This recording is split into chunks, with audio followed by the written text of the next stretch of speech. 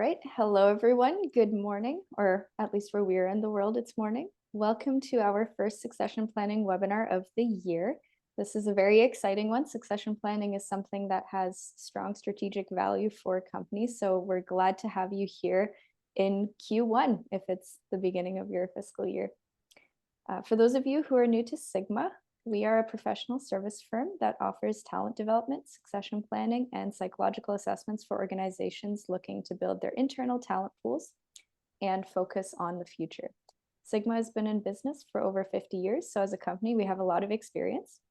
My name is Helen. I will be your moderator for the webinar today. So if you have any questions, feel free to use the chat. I will be monitoring that throughout the session.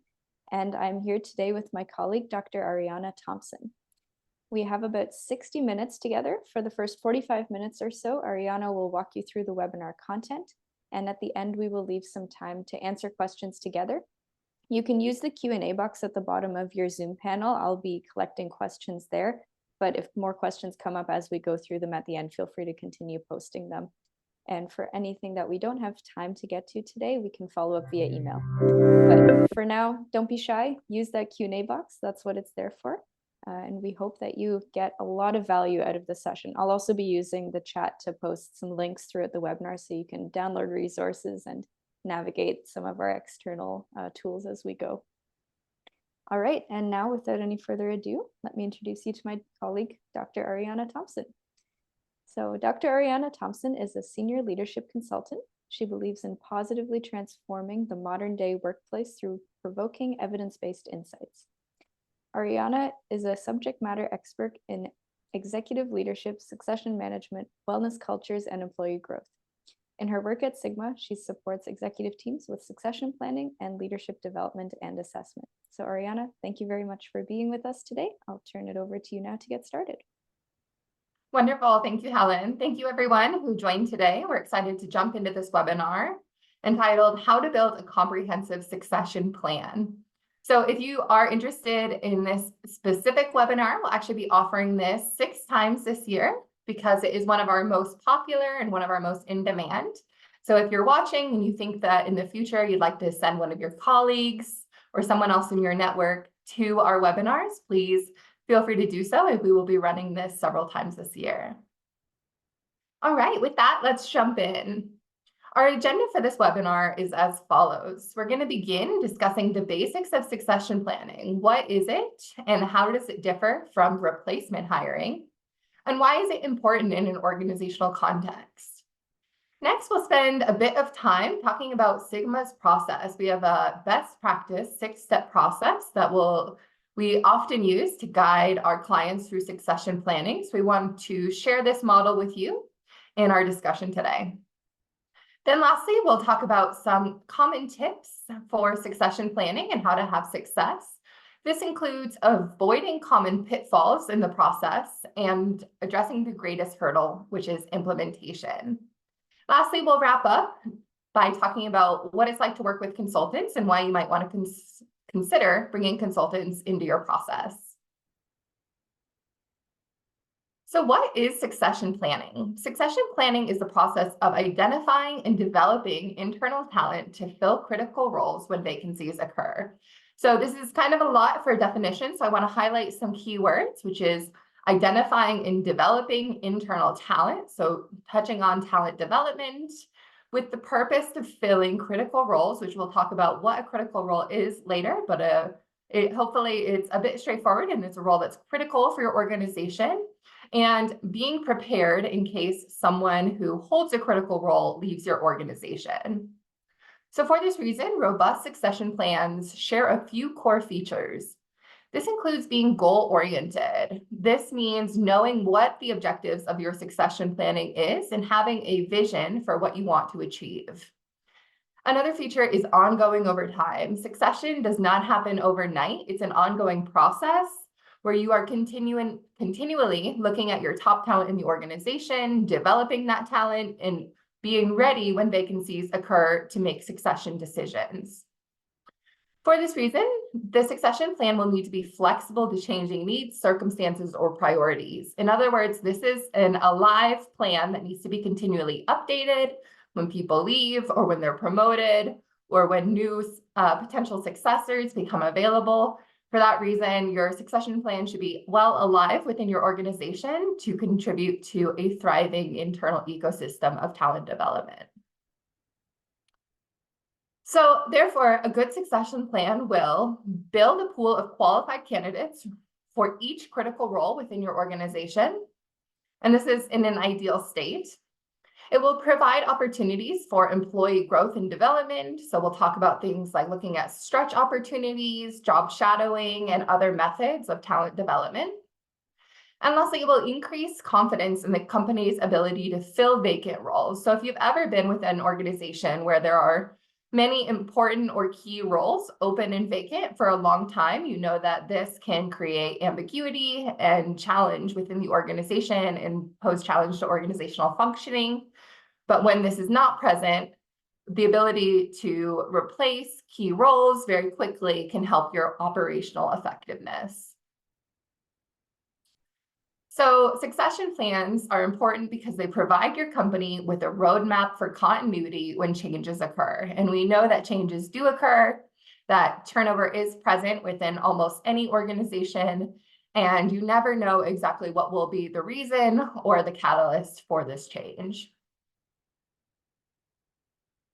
So we will be asking you a number of poll questions throughout this session to get your feedback, help align our content today to where you're at. So Helen's going to pull up a poll for you.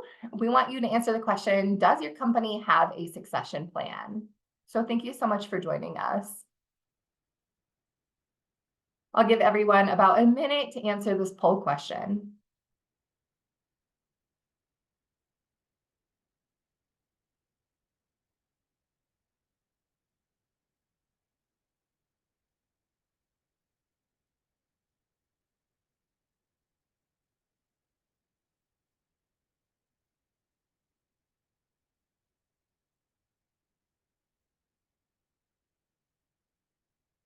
And I'll give everyone about 10 more seconds in case you haven't answered the poll yet.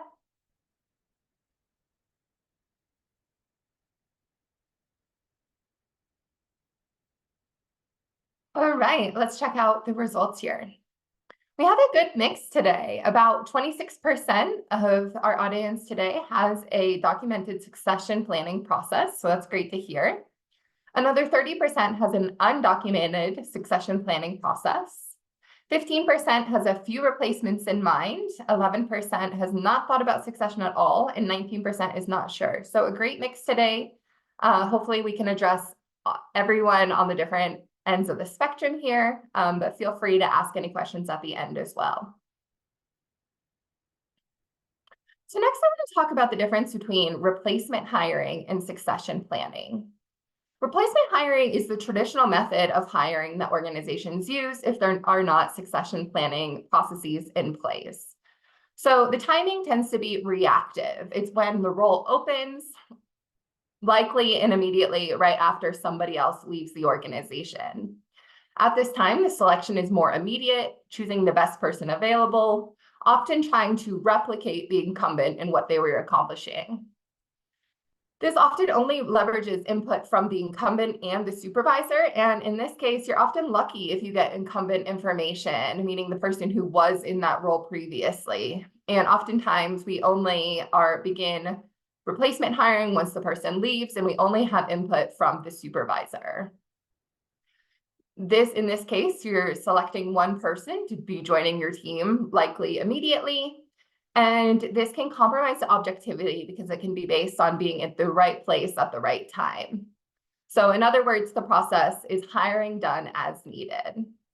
So if we contrast this with succession planning, the timing is much more proactive. You're thinking about the future needs of the organization and thinking about how vacancies may occur on an ongoing basis. This allows you to select the best candidate for the role because likely you are creating a bench of successors and developing those successors so that you can choose the very best person when the time arises. And this therefore uses information from multiple sources. For example, in many succession processes, including Sigmas, they leverage different people's input on the role itself, what's needed in the role, and what kind of competencies contribute to success. And in this process, like I mentioned, you're creating a bench of succession candidates for the role. This process also enhances objectivity because you are not only gathering information from multiple sources, but the selection happens when needed and based on merits from your pool of applicants and succession candidates. And therefore, this process is really well integrated into the organization life cycle, integrated with recruitment, development, and even diversity initiatives. So we have another poll question for you. Do you do succession planning or replacement hiring at this time? And feel free to answer if you do a mix of both.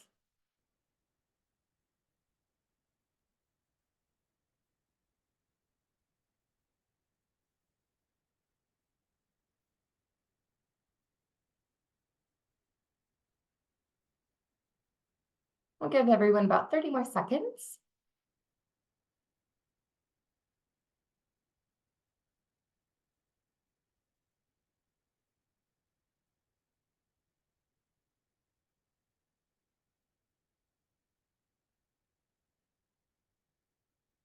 All right. So interestingly, even though we had a number of people who have succession plans, no one in our audience only uses succession planning. It's not overall surprising given that succession planning is a lot more strategic and requires time and planning efforts.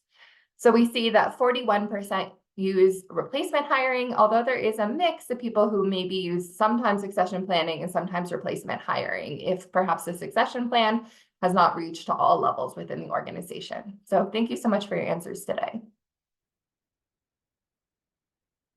So let's talk about why succession planning matters. So obviously we've talked about how you want to have candidates ready for when vacancies occur. And this is because turnover is inevitable in all organizations. And so you want to plan for these vacancies well in advance. When done well, succession planning can help your organization to retain organization-specific knowledge. We also call this institutional knowledge. So if you know that and you've asked your employees when they plan to leave, you may have more insights through this transparent interaction to know when they do plan to leave the organization. And this means that you can be proactive in creating SOPs and other documents that help to put down on paper or transfer to the next person that institutional knowledge that otherwise could take a year, 2 years, or beyond for someone to cultivate within your organizational context. Additionally, this can really motivate employees to engage in succession planning, which also relates to the next point of creating a culture of growth and development. We are seeing more and more data coming out that especially the newer generations of employees in the workforce are really craving learning and development throughout their career journey. It even means that talent is likely to leave your organization if they don't feel like there are opportunities to learn and to grow. So succession planning involves planning in advance for the growth of leaders into new positions, and it can be very motivating for an employee who is being exposed to this level of succession planning. For this reason, it can help attract and retain staff long-term. We know that there is a lot more insight and transparency into what it's like to be at any given organization with online platforms like Glassdoor, creating a lot more transparency, or anyone who is looking to work for your organization can see what you are doing well and what you're not necessarily hitting the mark on in your own organization. But doing this well can help attract the right type of people and retain them. And then lastly, something we'll talk about throughout the session is that it can improve objective decision-making as you are getting input from more stakeholders. We're going to talk about the use of assessments and other tools that help improve the objectivity of each promotion and hiring decision. So next, we're going to talk about Sigma's 6-step succession planning process. And this is based on best practices in succession planning. And we put it into a 6-step model so that it would be easier for you and everyone else going through this to understand. I'll be going through each one of these steps in greater detail. So I'll just talk about each step at a high level before we jump into talking about each one individually. So you must begin by identifying critical roles. Then, based on critical roles, building a success profile for each critical role. From here, you can begin to nominate successors for that critical role, and then leverage assessments to assess development needs. And once you know what the developmental needs are of each candidate, you can begin developing talent and closing that gap. And then lastly, we always recommend measuring progress so you can see what the impact of your succession planning process is on your organizational outcomes over time, such as turnover and engagement. Sigma has a number of templates and tools that can help you to work in all of these steps, such as leveraging the critical role identification questionnaire when identifying critical roles. I will be showing you a few examples of these templates throughout these sessions, but if you're interested, we have these available for free on our website. So feel free to head over to sigmaassessmentsystems.com to check out some of those free resources. So as I mentioned, the first step in the process is to identify critical roles. A critical role is any role within the organization where a vacancy would cause an immediate challenge to organizational functioning. So we often think of upper management and leadership positions when we think of critical roles, and that's not wrong. It is critical to have your CEO in place as well as other chief positions like chief financial officer, chief person of HR, and beyond. So those roles are critical because they are key to organizational functioning and they are at the top of the organization. However, there may be a lot of other positions in your organization that would be considered critical roles, even at the individual contributor level. So this could be administrative staff that help your organization to move forward and complete the daily tasks that need to be completed. This could be an individual contributor role, for example, a software engineer that's critical for the development of your company's products. That could be a critical role, even if they are not occupying a higher leadership position. So you want to identify the roles in your organization that should be targeted to be a part of your succession program based on their level of criticality. And another area that we encourage people to look at is areas with high dependencies or a little overlap in skill sets. So again, when you have someone who is providing a specialized skill that maybe is not available widely within your organization, and if they were to leave, it could create challenges to operations. Although we do really want to focus on the role itself and what is needed to be successful in the role, because otherwise sometimes people, again, can go back to that concept of trying to clone themselves, so to speak. But we really want to just make sure that we're looking at all applicants that hit the criteria for the position. Nevertheless, when we're just getting started in succession planning, we may also need to consider essential people. So Sigma does, and I do consulting with many organizations. And what we often see is before this process gets started, there may be leaders that are holding multiple positions or wearing multiple hats, as they call it, where in the succession planning process, that role may even need to be divided into 2 or 3 separate positions. So at that time, it's more of a critical person than a critical position, but we do ultimately want to focus on the critical role level. All right, so at this time, we're going to assume that we completed step 1 and have identified all of the critical roles that we want to include in our succession planning process through careful consideration and analysis. And at this time, we want to build success profiles for the critical roles. So in other words, we want to create 1 per critical role. And a success profile is used to describe the competencies that are needed to perform in each role. So it's similar to what would be a typical job description, but it has some of those elements that a job description would have around core needs related to base education, level of experience, let's say experience leading a team, But the success profile takes it a step further by looking at the leadership competencies and role-specific competencies that will be needed to have success in each role. And so when creating success profiles, behaviors that are important to consider are success in the role, success in the organization more broadly, and both success in the role now and as it will be in the future. So in our succession planning process, we often ask leaders where they see their organization going in the future and how they may need to adapt in order to continue to have success in their market. So here's an example of a success profile, just to help sometimes to see a visual. They say a picture is worth 1,000 words. So here's what a success profile might look like for someone in your organization. So this is actually a sample success profile that we've adapted from a previous client engagement. And this would be for the success position of an HR director. The current incumbent, we put the person currently in the role, who we'll call Jane Smith.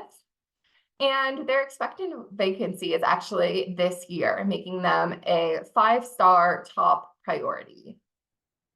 And we would actually develop this success profile through a comprehensive process. So this would be the end result, where we would have their position demographics and position criteria that would be similar to a job description. So they're in the area of human resources, located in Austin, Texas. They may have the position criteria of needing a bachelor's degree in HR with 8+ years of experience, and then some other HR-related position criteria, such as leading teams, designing HR programs, knowing benefits and payroll, and leveraging HR software. However, you can see that it takes it further than a typical job description by talking about core competencies as well. So what we do is we work with leadership teams to develop competencies that would apply across their entire leadership team. So at this organization, to be a leader at their organization, they're looking for the competencies of decisiveness, objectivity, prioritizing, and communication, and beyond.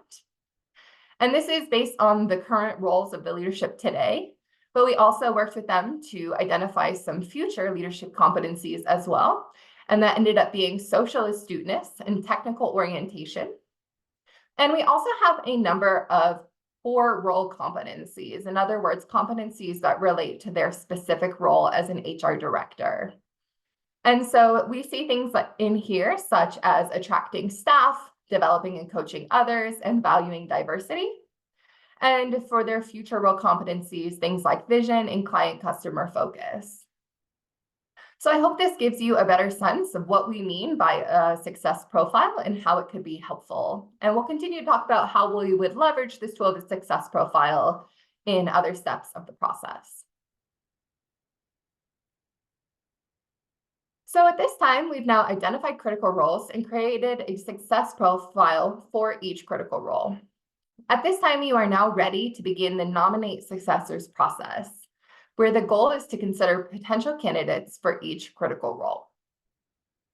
And so at this time, we often encourage organizational leaders and other people engaging in this process to cast a wide net. You don't want to have in the back of your mind the one person who you know you're going to have as a successor, unless you only have a team of one person.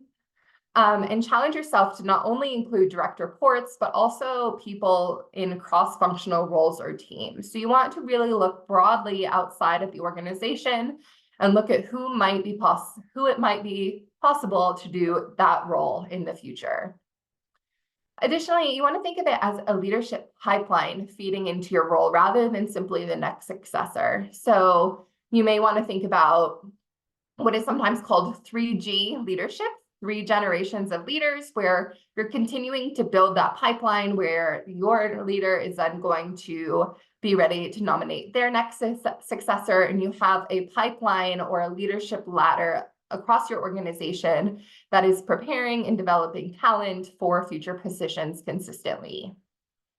Another thing that we often have to or want to highlight is considering candidates who might be ready for the role soon, but also those who might need a little bit more time in development. So if you have a position and you want to have a succession bench for it, but that position is likely to remain occupied for 4 years, but after about 4 years, someone will be transitioning out, then you can prepare multiple candidates and you can look at candidates who perhaps need multiple years before they are ready.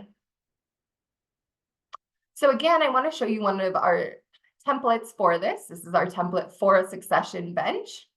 And here we have 3 potential candidates for that HR director position currently held by Jane Smith, who will be exiting out this year. So it is a 5-star priority.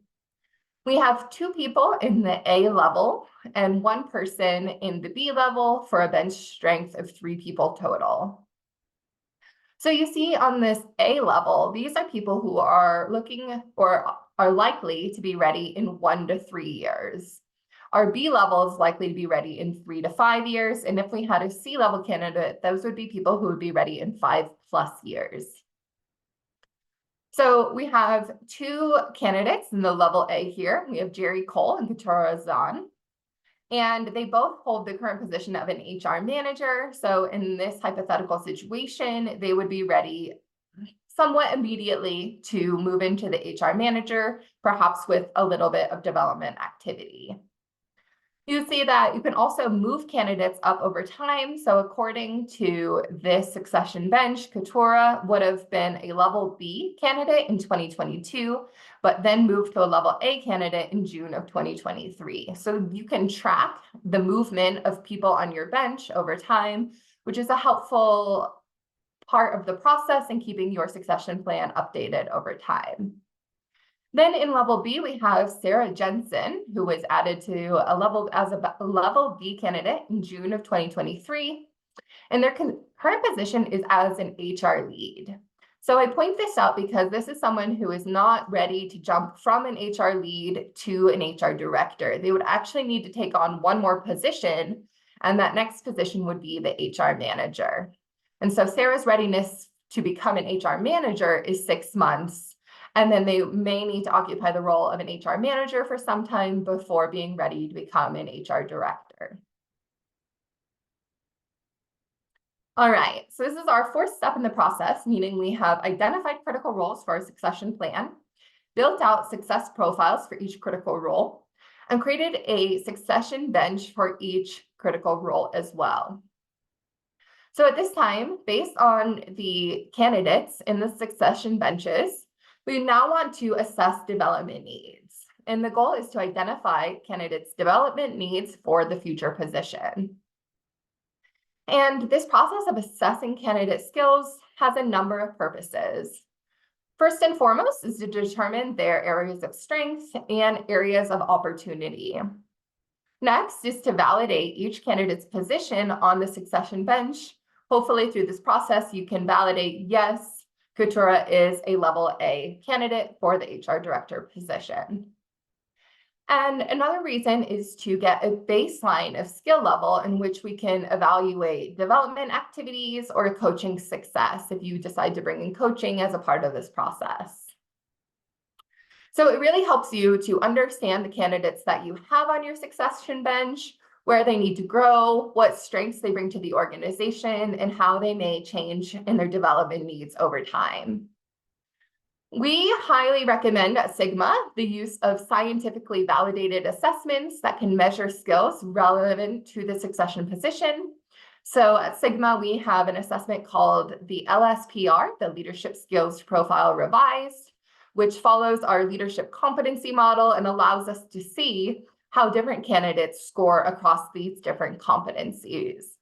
So if you remember, a role-specific competency for the HR director was a competency of valuing diversity. And through assessments, we can see how does that person currently score on that competency. Once you have done that process of assessing talent, you can move into the 5th step of the process, which is to actually go ahead and begin talent development. And the goal is to use coaching or development efforts to take potential candidates and guide their development into capable successors ready to take on the next role. So developing talent often involves helping candidates to determine their developmental priorities through development action planning, finding opportunities to learn and practice new skills, such as taking on stretch assignments and different opportunities that really challenge them to learn and grow. And then also overcoming obstacles or challenges to successful development. So this is when working with a coach or mentor can be really helpful, where you have someone that you're paired with to help discuss challenges that you may face along the way to overcome them and learn. So we have another resource that you can use. This is a little bit at a high level. You're going to want to take it deeper after this. But this can be a helpful way to plan development activities for each candidate. So again, this is for the role of the HR director with the incumbent of Jane Smith, who will be expected to have a vacancy this year. And then we have the 3 candidates on the bench listed out here with their levels. And so because Jerry Cole and Couture Rozan are level A candidates, we would typically recommend job shadowing and job coaching, as well as the opportunity to engage with group training. And the reason is you want to actively prepare these people for the next level. So job shadowing is really helpful in getting what we call a realistic job preview, understanding what goes on in that role, getting exposure to it, and even having the chance to do a direct transfer of knowledge throughout that process. Coaching can also be a little bit more of an expensive endeavor for organizations, but extremely helpful. So that's why we would recommend coaching for top candidates only.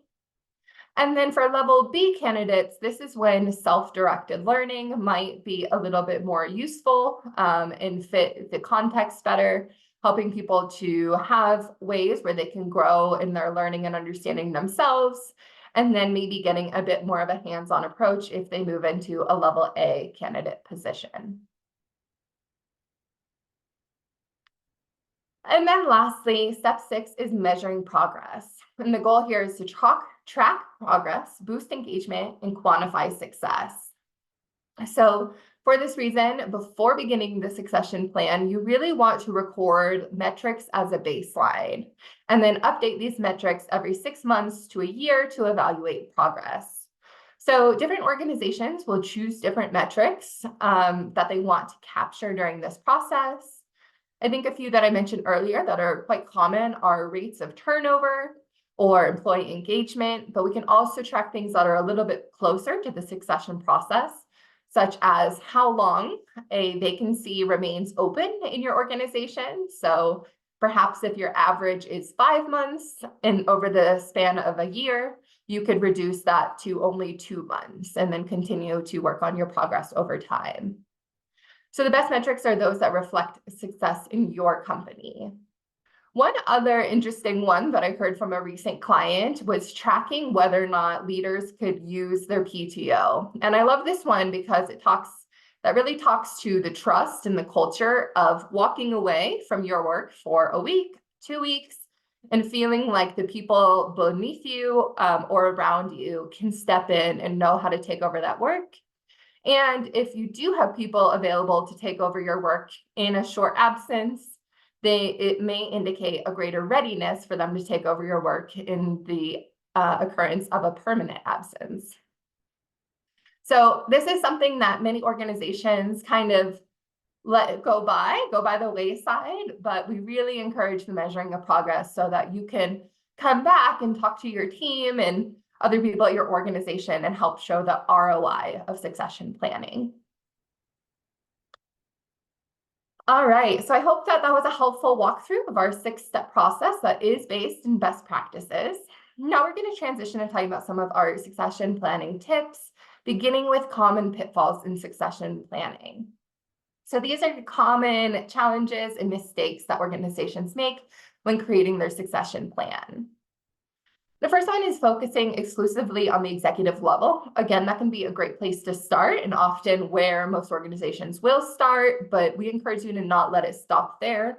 Really, any role in an organization could be critical, assuming that you hired them for good reason. So focusing on reaching the ideal of having a plan in place for nearly all positions within your organization is recommended. The next one is keeping the succession plan a secret. We run into that one a lot. People are afraid of sharing that they are engaging in succession planning. And what we recommend here is just work on the framing that would work best within your organizational culture. So you don't have to tell everyone that you're doing succession planning, but you could frame it as a talent development initiative. But at the end of the day, you want to make sure that you are having transparency around the activity that is going on, because if people start learning about it through backdoor channels, it can actually create fear and anxiety in your culture, as there is a succession plan that nobody knows about. So try to maintain as much transparency as possible, but do use the framing that works best for your organizational context. The next common pitfall is delegating all tasks to HR. This is something that HR can support you on and support ownership of, but really succession planning requires organizational leaders and other stakeholders to be bought in and committed to the process. HR cannot be responsible for having a succession plan for everyone. It needs to be backed by leadership as well, such as supporting the time and efforts dedicated to this process, supporting time and efforts dedicated to employee development, and modeling good leadership from the top as well.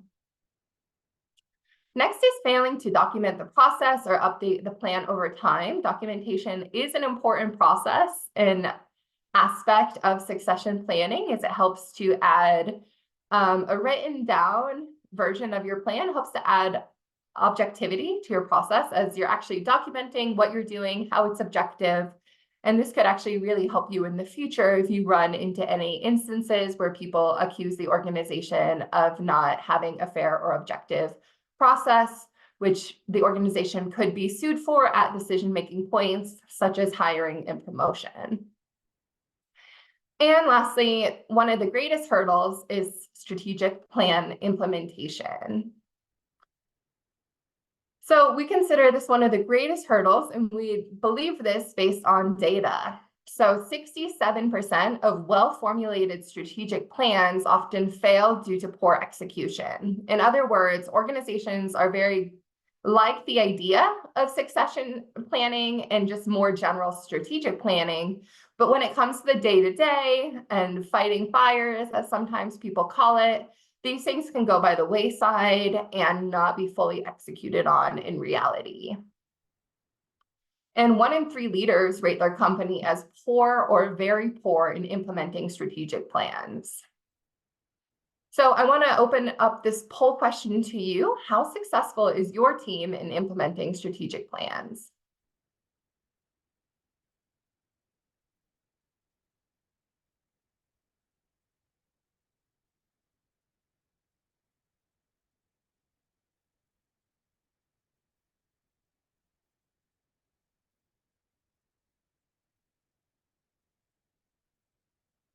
Thanks for your engagement. I'll give everyone about 20 more seconds to answer this poll question.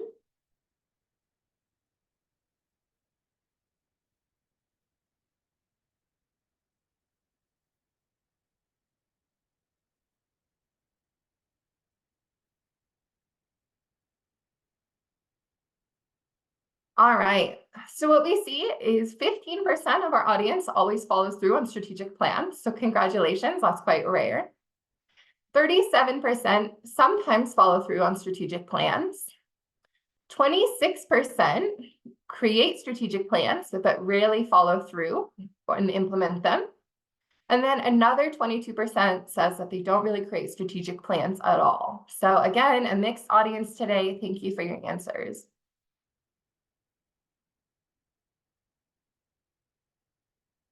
So again, when it comes to succession and this greatest hurdle of implementation, companies may even take the time and invest efforts in developing the succession plan, but they may fail to develop their talent and adequately prepare each candidate for a future position.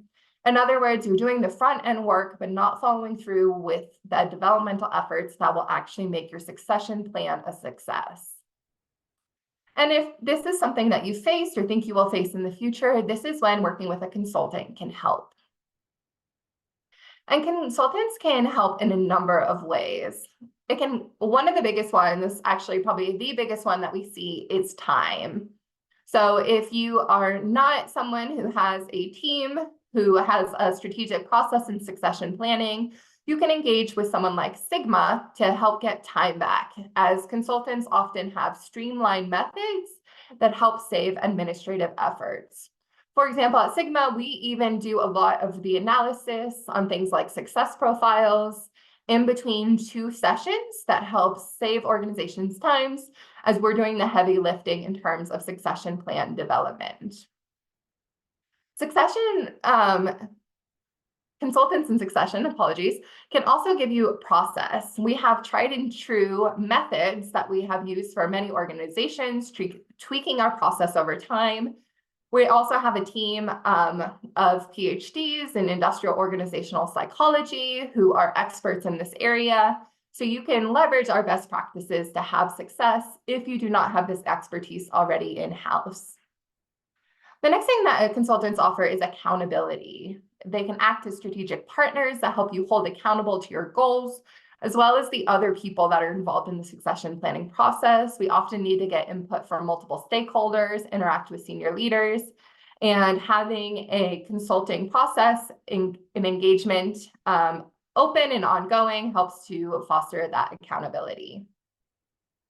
Next is objectivity, as I think I keep mentioning, as we come back to the idea of making unbiased decisions where you identify the best candidates for the role and minimize things like organizational favoritism. And lastly, expertise, as you can draw on our background, where we have worked with many organizations. We work as a team and can provide a lot of expertise in the space of organizational culture, succession planning, and employee development. So I'm curious to hear from you. What are the greatest challenges your team faces? And feel free to select as many are as relevant.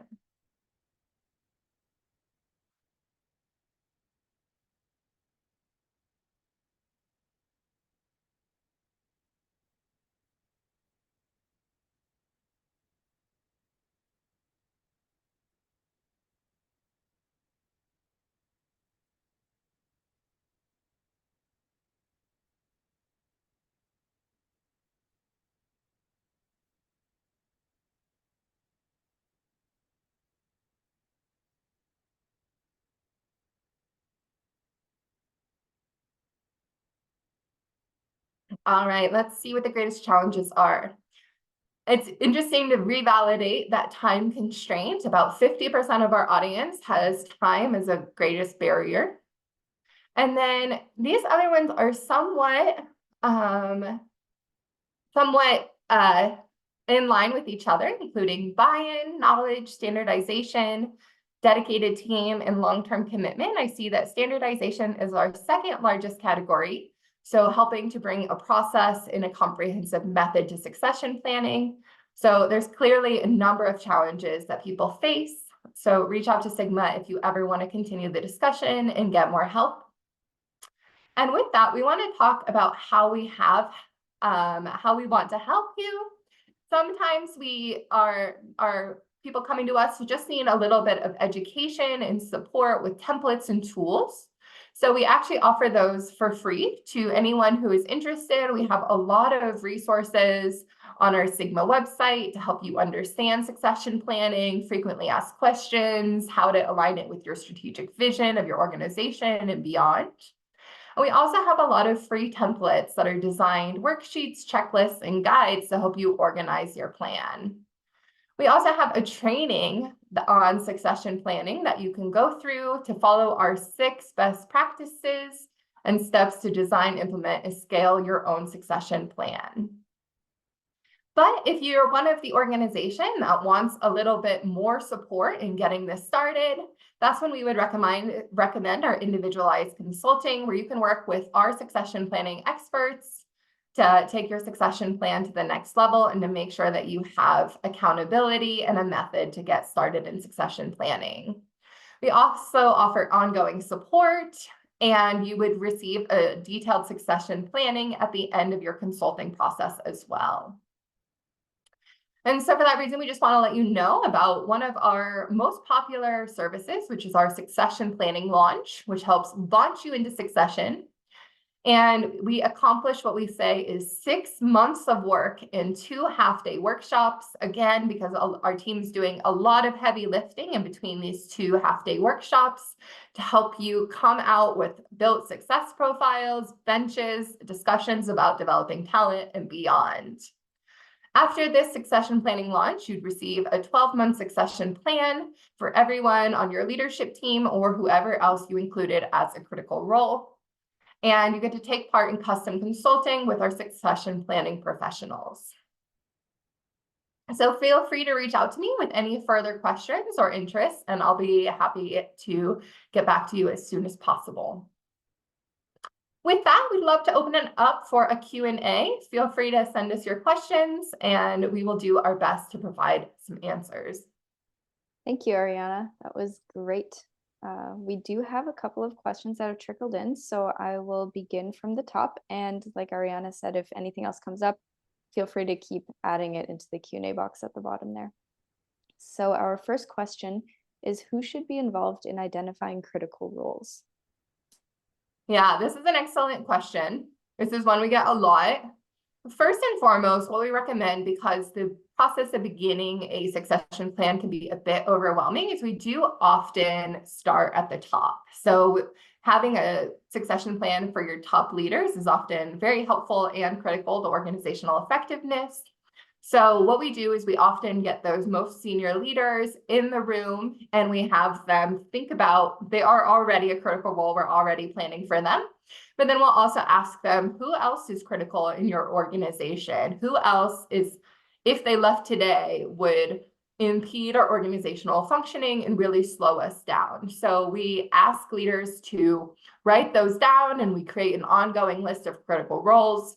If we do another succession launch with the next level, let's say we start with the C-suite and the VP level, and then we might move down to the director level, we'll ask that question again. Who in your organization is critical and do you need to have a succession plan for? So it's an ongoing process of identifying critical roles, building out the succession plan, identifying critical roles, and continuing. If there are critical roles that emerge, we do recommend that you do start succession planning for them. But the reality is most of the time, every role in an organization is critical. So it's about building your succession plan over time, creating this culture of growth and development, and helping people do career pathing exercises. Thank you. I'm going to share another link in the chat for you all. This is a blog on how to create a succession advisory team. What Ariana just described is your succession advisory team who usually goes through this consulting process, but internally can also be making these kinds of decisions for you. Okay, a similar question. Who should be involved in nominating successors for critical roles? So most often what we do in terms of nominating successors is having the person who is currently in that critical role nominating their successors as a starting place. We do, basically that person would be looking at their team most often and have the most insight into those individuals, their performance strengths and areas of opportunity. But we do also get the leaders in the same room and have discussion around the various candidates. Sometimes people will have the same person across their benches. If there's one person who has an aptitude to be on multiple benches, in other words, being considered for multiple positions. But ultimately, you want to continue to take inventory of the people who you have in your organization and begin nominating successors based on that. But typically, the person in the critical role will have the most insight. Thank you. Okay, next up. What is the best approach for communicating to a candidate that they've been nominated as a successor, and who should that communication come from ideally? Would it be their manager directly or from HR? Yeah, this is a great question. Sometimes we're tempted to delegate things to the HR. For example, I saw this video that went viral recently of a woman who filmed she got a message on the calendar 15 minutes and she heard that some other people in her organization were being fired or laid off. So she decided to record her exit interview, so to speak. And she was And it was with the HR person, and she was asking questions like, why is my manager not here? And the HR people were giving her rather vague answers. So we definitely want to leverage HR where possible, but we really want to empower our leaders to be having these conversations with their candidates. And we don't necessarily need to tell them that they are a candidate on a succession bench, but we can tell them that we're interested in having them as a future leader at our organization. And we want to tell them that we are interested in helping them grow and helping them develop as candidates. And so, in other words, this conversation should really be coming from the manager, and you could be using it as a developmental conversation. Are you interested in this next role? Where do you see yourself in 5 years? Why would you be passionate about this role? Are you interested in going through an assessment process to enhance your development? So hopefully the conversation feels really integrated with your succession efforts and people feel comfortable having this discussion with you. Thank you. Just in case you don't have enough reading material, I'll share another blog on communicating your succession plan. This is a really common question that we usually leave clients with a workbook on how to communicate the process, but we've created a free version just as a blog for you all so that you can get a little bit more information there if you're interested. Okay, so we talked previously about succession advisory teams, SATs. How many times a year do you feel it's necessary for an SAT to meet if our company is introducing succession planning for the first time? Should there be more meetings or touch points throughout that first year? Yeah, that's a really good question. I hate to say, but it's going to be a little different for each organization, your organizational size, how ready your organization is to begin succession planning. For example, in Sigma's succession launch, we get everyone together in the room for 2 half-day sessions. So having a full day total throughout the combined of the 2 sessions, it's a deep dive in succession where you're really talking about all of these 6 steps, how you want to develop talent. So it'll really depend on how deep you're getting in each meeting. But let's say you have gone through that process and you have your succession plan more or less developed, then maybe you could meet every month or every other month, depending on how much change there is going on in your organization, just to revalidate things, to make sure if you're developing new talent processes that you're actually getting started on those.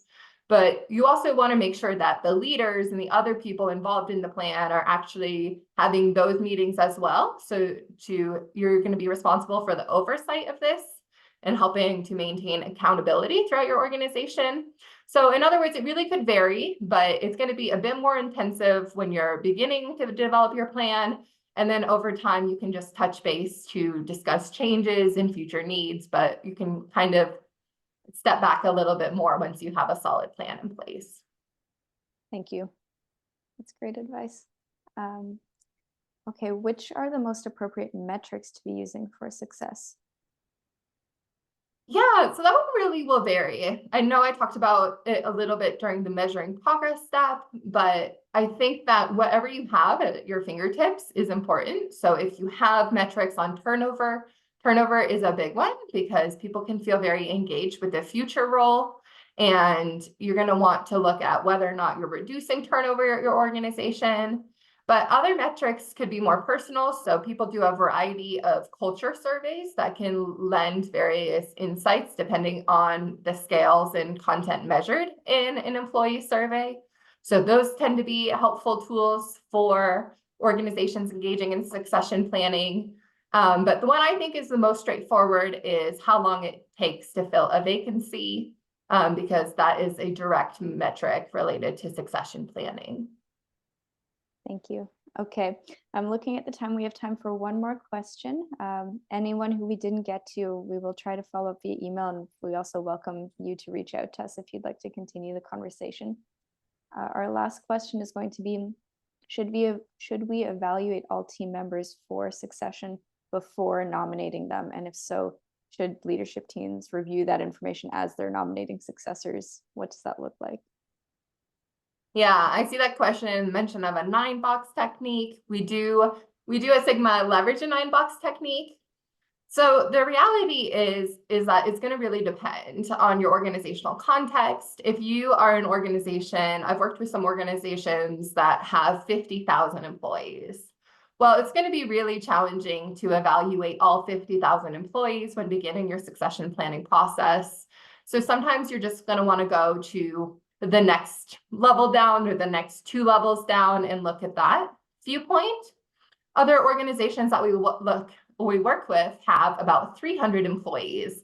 Well, if you have 300 employees, it's a little bit more feasible to launch an assessment to all 300 of those employees, do a talent review methodology where you see how those employees are performing across some key metrics. And then from there, you can even create that 9-box that was mentioned. If you guys are not familiar with a 9-box, a 9-box is a method of mapping performance, and then on one axis and on the other one we use assessments, and you create 9 boxes where you can see this person is high potential, this one is moderate potential, some people may end up being low potential, and it helps you to get a visual understanding of your talent pool. But the extent to which this is possible for all of your organization will really depend on your size and your amount of resources that you have to invest in the succession planning process. Great, thank you, Ariana. Okay, I'm going to wrap things up. I have a few just closing announcements. If you are here to get a professional development credit from SHRM or ATD, I need to know who you are. So if you could please fill out this poll, just let us know if you'd like a SHRM or an ATD professional development credit. If this doesn't apply to you, feel free to disregard that poll. And if you enjoyed what you saw here, we do have webinars running monthly throughout the year. Ariana mentioned at the beginning of the session that we will be doing this webinar every other month. So if you'd like to bring anyone else from your team, feel free to do that. And we also have other topics related to talent development or specific succession webinars on stages of the process, like identifying critical roles. So do take a look at those. And if there's something on there that you don't see that you would like to, let us know. We are always looking to continue developing more resources that will help people. And so we'd like to hear from you. And on that note, when you close out of this webinar, you will see a feedback survey. We do read every response and we implement those in the development of new webinars. So please take a minute to fill that out. We would really appreciate it. And that's all we have for you today. So thank you all for your time. We hope you found this session practical and engaging, and we hope to see you at one of our future webinars too. And thank you, Ariana, for being with us. Thank you so much, everyone. Have a wonderful day.